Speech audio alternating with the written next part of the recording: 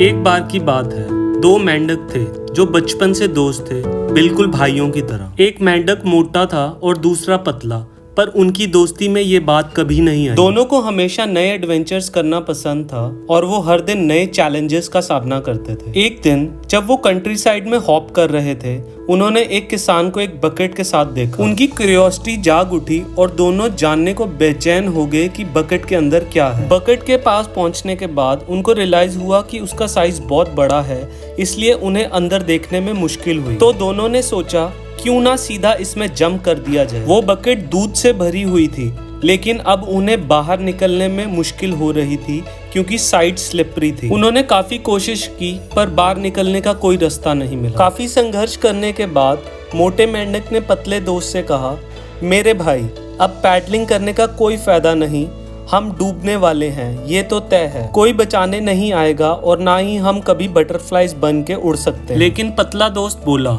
रुको भाई, पैडलिंग करते रहो, जब तक हम हार नहीं मानते हम डूब नहीं सकते। दोनों ने फिर से काफी संघर्ष किया। जैसे ही शाम होने लगी, मोटा मेंढक फिर से बोला, अब मुझसे नहीं होगा, क्या फायदा, हम तो वैसे भी डूबने वाले हैं, मैंने तो पहले ही हार मान ली है। उसने पैडलिंग छोड़ दी और दूध में डूब के मर गया।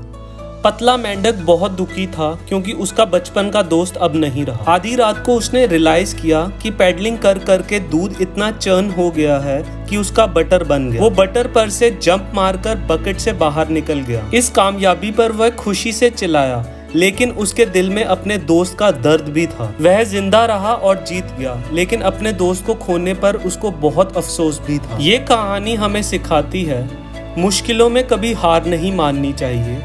जब तक हम कोशिश करते रहते हैं, हम कभी नहीं हारते।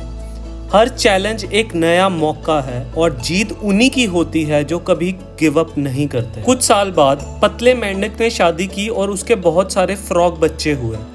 उसने सबके नाम अपने मोटे दोस्त के नाम पर रखे ताकि वो हमेशा उसकी याद रख सके। हर रात वो अपने बच्चों को अपने मोटे दोस्त की कहानी सुनाता था जिसने गिव अप कर दिया था। इस तरह वो उन्हें सिखाता था कि जिंदगी में कभी भी गिव अप नहीं करना चाहिए।